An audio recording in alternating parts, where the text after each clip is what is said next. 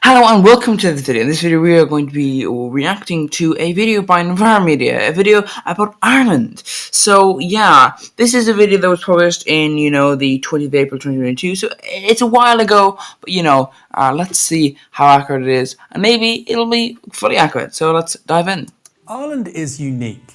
Nowhere else in the world has a smaller population today than it did 180 years ago.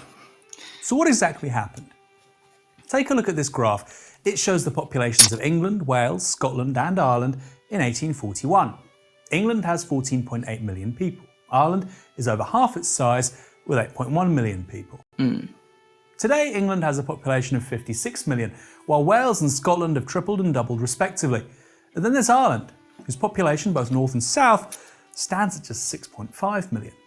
Not only has it failed to grow, but uniquely, Ireland's population is actually smaller today than it was almost 2 centuries ago. Yeah. But how? It can be partially explained by this, the potato. As the Industrial Revolution took off, Ireland's population surged. While that happened just about everywhere, in Ireland this boom came to depend on a single crop that was cheap, nutritious and flourished in its damp climate. Yes, this is the thing when it comes to history. So, oftentimes, and this happens a lot with empires, when an empire goes, okay, which is really, really, really, really valuable. People want it, we can make a ton of money off it. Industrialization. People want goods and services. There's only so much food you're going to eat. You're not going to eat more food when you're struggling to pay the bills. When you already have enough food, If you already have enough food, you're not going to spend more money on food when it's not really going to help you, So obviously, what do? They over-industrialize. The problem, of course, is that if you over-industrialize, you also lose access to the food market, and then people don't have enough food that you can either give them or sell them. So then they have to find somewhere else to get their food from. So of course there are farms in Britain at the time still, but mostly it's a very industrialized place. So Ireland becomes basically a giant farm for England. But by the mid-1840s, a problem began to emerge. Potato blight, a highly contagious pathogen that made this staple inedible, was ruining crops across Europe. This was particularly troubling for Ireland, whose population was more dependent on potatoes than elsewhere. But the blight itself is only part of the story. While the crisis may have been caused by it, the consequences were violently intensified by powerful interests, from English politicians to wealthy Irish landowners. The choices they made would turn a natural disaster into arguably Europe's worst ever famine. The blight first appeared. Also, those landowners were mostly given their lands by the English, or their ancestors were given their lands by the English, or that kind of thing where it's like someone's ancestor was given the land by the English and then they sold it, which is oftentimes actually an excuse that is used for theft, which is like, well, I didn't steal it, except of course it doesn't really work, because if you were to buy a stolen painting, it doesn't matter. They're taking that back. It's stolen property. If you buy stolen property and it's artwork, for example, it's just kind of tough. They're like, well, you should have checked, because now, that's gone now. You're not allowed to get any money back. The person's in prison, sure, or maybe they're not, but you're in the situation where you are not allowed to have a stolen item. But in this scenario, you are, and you actually, a lot of people continue to do so, which arguably might have been a bit of a foolish thing to do, but if you didn't know an angle of the English, I get that, but Anyway. Appeared in the US in 1843. True. By 1845, it had crossed the Atlantic before killing up to 50% of all crops in Ireland. That led to food shortages and some starved.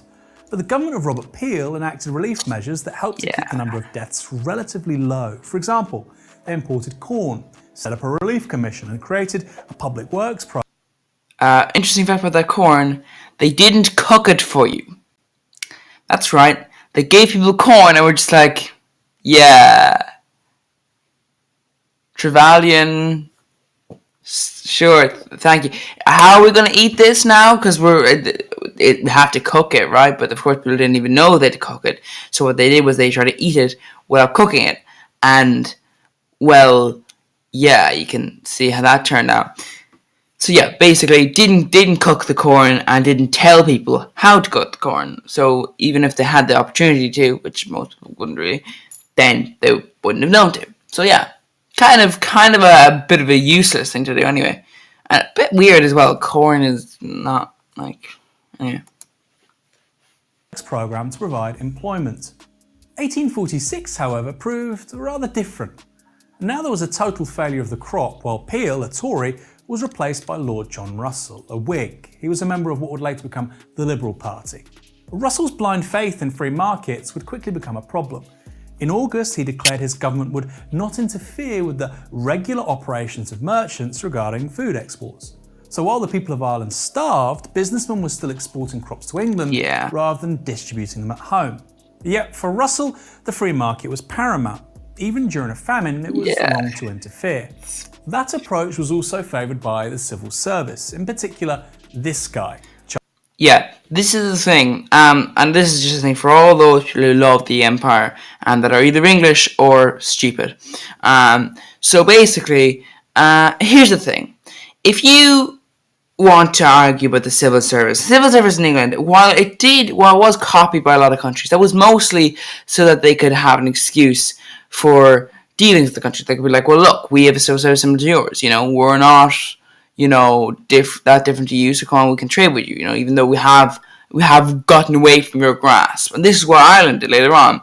And the civil service in England is rife with corruption and rife with, jobs for people who, want it. So it's not exactly a thing I would say you should be, arguing is a good thing that people took on the English civil service. The English civil service, it's not that great, It's great if you're one of the English civil service, and that's the thing, It's great to be a civil servant, but it's not that great, if you're not. And, there are alternatives that might be slightly better, and also slightly less undemocratic, anyway. Charles Trevelyan, who was Assistant Secretary to the Treasury and in charge of relief operations. One of the first things he did as Peel left Downing Street was cancel a shipment of grain bound for Ireland. His reasoning was made clear in a letter sent the following month. These things should be stopped now, he wrote, or you would run the risk of paralysing all private enterprise. They have no money. Elsewhere, they actually have no money, so I don't see what private enterprise is like. You see, if we give them things, then they won't buy them. But I said, but they can't buy them because they're all poor because you took all their money off them, because you shoved them off their lands. Remember all the hundreds of years ago when you did that? Yeah. You see, but what you did there basically is you caused all of them to become very, very poor, and now they can't buy food because they don't have the money. So yeah, basically. Trevelyan wrote, "Do not encourage the idea of prohibiting exports. Perfect free trade is the right course. After all, how could trade flourish when you are diverting goods from buyers to the starving?" For Trevelyan, the relief programs of the previous year, which saved many lives, weren't a success, but instead a perversion of economic principles. Feeding the hungry, well, that was a failure. Later, Lord Russell also terminated food relief measures and halted the public work programs that helped employ around 700,000 people in early 1847. This led to economic collapse, and by August, as many as 3 million Irish men and women relied on soup kitchens. Yeah. The ascent of Russell and other market fundamentalists in the civil service and government was transforming a natural disaster into a historic and increasingly preventable catastrophe. Faced with such predictable horrors, Russell and Trevelyan blamed the Irish. Trevelyan even wrote how the judgment of God sent the calamity to teach the Irish a lesson. The real evil with which we have to contend is not the physical evil of the famine, but the moral evil of the selfish, perverse, and turbulent character of the people. Selfish. You're actively taking food that people made, okay? Basically, this is what we call stealing and slavery. So I make some food, I grow it, I'm on the land. The person who owns the land got that land because they took it off another person. So they stole the land, so there's no reason for them to own it except for theft. And then, then I make the food, I grow the fruit, and then what happens then? The food goes off, someone takes the food, The landlord owns the food for some reason, even though I was the one that made it. And then they see me starving and said they sell it off. And yeah. So basically people are enslaved by people who then actively see that they're starving and are like, thanks for all that food you're making there. That'll make a real load of money for me. And then sells it off. I would call that pretty selfish and pretty evil, actually. For this powerful civil servant, free market economics was the appropriate cure for an inferior race. Westminster's attitude towards the that is an interesting thing, that they did view the Irish people as an inferior race, rather like the Nazis. Like, I know this might come as a bit of a controversial thing, but the Nazis were very like a lot of other people. People demonized the Nazis. They were awful, awful, awful, awful people, but they weren't that new. Their ideology wasn't that new. Their ideology was just, not British, not French, not Dutch, not Portuguese, not Spanish. Now, all of these things, all of these empires that took over lands, and they all did this. They all killed people because they weren't them. And that's the thing. So when you look at Nazis, just think, they're not the only ones. Just saying. Now, of course, the Nazis were incredibly evil. The Irish were based on long-held presumptions of racial supremacy. The writer Charles Kingsley described the Irish as white chimpanzees, something seen repeatedly in media depictions at the time. Meanwhile, Thomas Carlyle compared Ireland to a starved rat, which had come across the path of the English elephant, which had no alternative but to squelch it. In the hugely popular Punch magazine, the Irish regularly appeared as monkeys, apes and monsters. Thus, the Irish famine illustrates not only the relationship between political power and economic exploitation, but how such a dynamic gains legitimacy through appeals to racial superiority. How else could people make sense of this unprecedented suffering without saying that the victims themselves naturally deserve it? It was only now that far older ideas of racial superiority and a desire for extermination became naturalised through appeals to free trade, economic reason and calls for efficiency. When an Irish delegation visited Russell to request food relief, he responded by reading aloud from Adam Smith's Wealth of Nations, explaining how efforts to help the starving would only make things worse. Smith was also a favourite with Trevelyan, who even issued copies of the Wealth of Nations to subordinates while Ireland starved. Wow. Now, this tells us something pretty important. Wow. The response of the British government was the result of ideological choices. And that ideology, free market liberalism, is still taken very seriously today. Accompanying this murderous reverence for the free market was another theme of liberal political economy: overpopulation. This was an obsession of the economist Thomas Malthus, who argued that if an individual cannot get subsistence from his parents on whom he has a just demand, he has no claim of right to the smallest portion of food. This, in a paragraph, was how liberal economists would view famine in Ireland: to create efficient markets and address overpopulation. Overpopulation?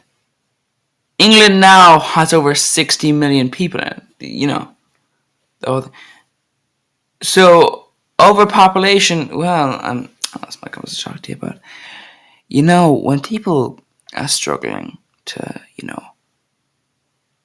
find housing, that's real overpopulation. I don't think England can talk about overpopulation. They are way overpopulated. Just saying. Not all areas, but there are, like London is way overpopulated,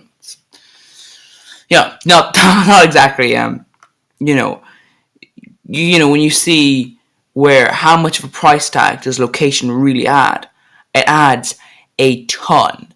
£1 million will buy you a tiny flat.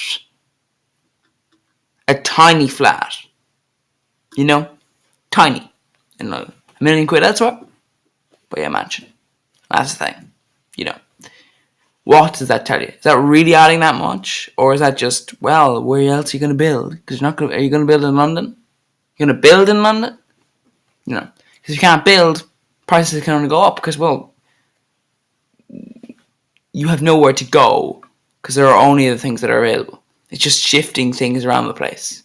Oh, I own this. Why? Because I do. not because I made it. You didn't make anything. You didn't make that. So, there's that. Anyway, just saying. Just a little bit of a saying, just England, a bit overpopulated this time as well. So, that's just, I think you might want to judge your own overpopulation, Ethnic cleansing, starvation, and mass displacement were justified. And the inferior Irish race, well, they deserved it anyway. In late 1848, as another outbreak of blight was underway, evictions of Irish tenant farmers soared. By August 1849, some 800,000 people were on outdoor relief, and by the end of the year, 250,000 lived in workhouses, while roughly the same number had emigrated. By 1851, Ireland's population had fallen by 1.6 million, around a fifth of what it had been 6 years earlier. In the years that followed, hundreds of thousands more emigrated, and the island's population would continue to drop well into the 1930s. To date, this has happened nowhere else in Europe. In such circumstances, Irish landlords were as much a menace as London politicians. Indeed, 3 of the island's biggest landlords, Palmerston, Clanricarde and Lansdowne, served in Russell's government. By good fortune, the laws of liberal economics and a dash of divine providence meant they could clear out tenants and make yet more money. How convenient. Inevitably, some landlords were targeted for their brutality and for paying tenants to board so-called coffin ships, usually bound for North America. One was Major Dennis Mahon. In the summer of 1847, he paid for 1,490 of his tenants to board coffin ships to Canada. But the conditions on board were so appalling that a third of the passengers died at sea, with several hundred more dying after they landed. When news reached Ireland that autumn, there was huge anger amongst the tenants that remained on Mahon's land. And one night, that November, he was shot and killed. And yet... kind of fair, to be honest. I'm not condoning murder, but, fair, my opinion. The British press presented Mahon's death as a barbarous act against a virtuous man. It seemed that his passing was worthy of more attention than the thousands of people who died crossing the Atlantic. Even if there wasn't a famine on, no offence, but, you're forcing people to work lands that you have because of theft. So, basically you're a slave owner, effectively. Because you're forcing them to work because they'll starve if they don't have any money, but you're also not paying them enough money for them to save and then, be able to buy their own land. So basically, you're in a situation where you are essentially keeping a slave. Like now, there are many instances where they're, it's not technically slavery because they're paying them. It's like, they're not paying them enough, though. They're barely paying them enough to buy food. And that's not even in a crisis. When a crisis comes along, they definitely won't have enough to buy food. Because that's the issue. Basically, I would say a lot of people in this world were slave owners. They just weren't considered slave owners because they were technically paying people. But At his behest. To avoid a repeat of Mahon's execution, Palmerston proposed a collective punishment for the largely devout Catholic communities of the tenants. Yes. If a landlord was attacked in a certain area, then the local priest would be removed. Now, this was a severe punishment for these communities in which the priest was hugely important, even more so when large numbers of people were dying and thus needed to be served their last rites. Given that Palmerston himself sent thousands of his own tenants across the Atlantic in coffin ships, it's hardly surprising that he would want to discourage attacks, however. In 1847, some 2,000 of his own tenants arrived in Quebec, and on seeing them, Adam Ferry, chairman of the Emigration Committee in Canada, asked how men pretending to be Christians, and especially British, could be guilty of such barbarity. Palmerston?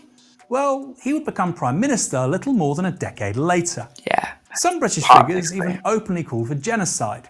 In August 1848, Lord Clarendon said he preferred to sweep Connaught clean and turn upon it new men and English money just as one would to Australia or any freshly discovered colony. Wow. That's real barbarism there. Remember when we wiped out an entire people in Australia? They remember when we did that? Well, why not do that now? Again, but this time we'll know already that there are people there. More genocide, because, let's face it, the British Empire is guilty of much genocide, but, just saying, once again, people who defend the British Empire, either you're stupid, or you're, quite wealthy. and you benefit from that kind of thing. You benefit from people being silent. You benefit from all that. So there are two options there. And you have a scenario where you do look at this and you think, yeah, that like there is much evilness from it. So yeah. Ugh. Elsewhere, the economist Nosor Senior reputedly told the master of Balliol College that even if 1 million Irish died, it would do no good. The implication being the island had to be cleansed of the Irish. Article 2 of the UN Convention. One little thing though, I know this might come as a little shock to you, but there's a reason why people have slaves, and I know this might come as a shock, but it's that they don't want to do the work themselves. It's because slave owners are lazy, and this is the thing. When you look at this like this, right? When you look at people who are there and you think, okay, sure, but who's going to farm all that land? Because here's the thing, you're not, are you? You own the land, sure. You own the land because people stole it. But the thing is that, well, who do you think is going to farm the land? Because there's a reason why Ireland became the farmland of England. And it's because, well, England wants crops, but it doesn't want to do the crops itself because it wants to embrace industrialization. So, of course, it's going to use effectively slave labor. So just think about that. Just think that fella seems a bit thick, for your ideas, because you do need to think who's going to do the land, because I don't think it's going to be English people unless you enslave them too. Although that might be a little bit more dodgy. English people might not react well to themselves being effectively enslaved. Convention on Genocide defines it as acts committed with intent to destroy in whole or part a national, ethnic, racial, or religious group. This can include killing members of the group, causing them serious bodily or mental harm, deliberately inflicting on the group conditions of life calculated to bring about its physical destruction, and imposing measures intended to prevent births. Every action on that list happened in Ireland, and by this definition, the British government was responsible for genocide there. What's more, this state-sanctioned murder, hard as it might be for supporters of market economics to hear, was done in the name of their orthodoxy. Free markets are predicated on an idea of equality in rights and the idea of every human being made, this is why I say there's a Judeo-Christian heritage to free markets, every human being made in the image of God, which I think is the single most important sentence written in the history of humanity. When we talk about genocide and ideology, we rarely think of people who like to quote Adam Smith or who look like Lord Russell. It's easier to limit such thinking to Mao or Stalin, forgetting that Britain, like them, murdered on an immense scale in the name of an idea. The only difference being we still live in the world that Britain's liberal economists created, where 1 billion people go to bed hungry every night, and where efforts to change such a situation, as was claimed about Ireland, is destined not only to fail, but make things worse. The real beneficiaries of free markets are the invisible man, the the consumer, the ordinary worker. Those are the real people who benefit from free markets.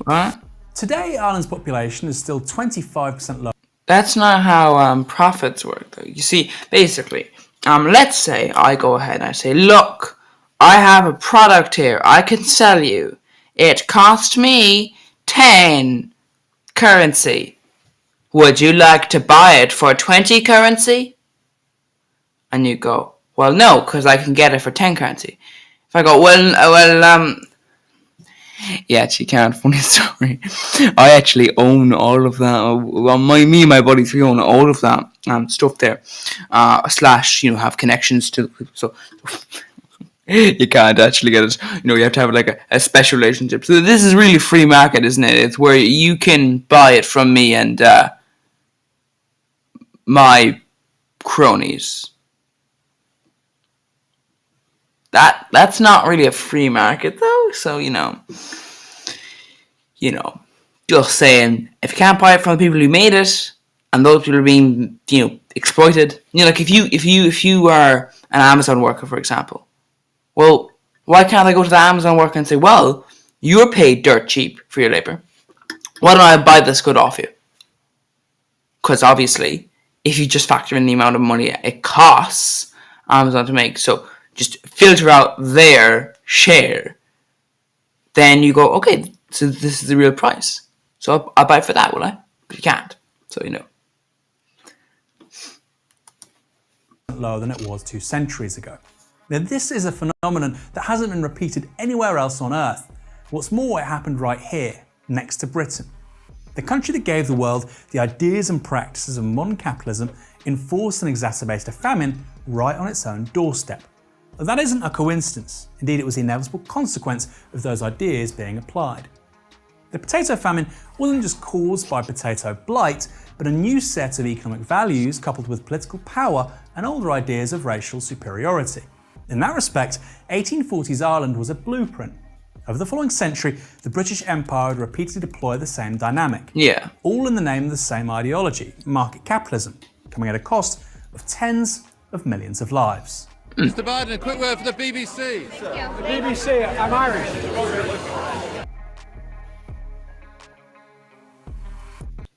Yeah. So yeah, that's the end of the video there. Yeah. The thing is, 1 million people died in the famine and 1 million people emigrated. And then people continue to emigrate and also continue to die throughout the following years. And that's the kind of thing you have there. So 2 million people gone from one event that was preventable.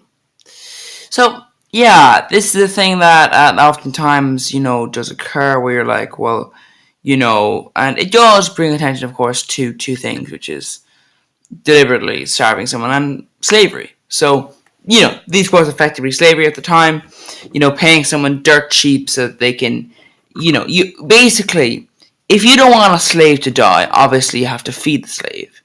But if you don't want to be considered a slave owner, you can pay the slave just enough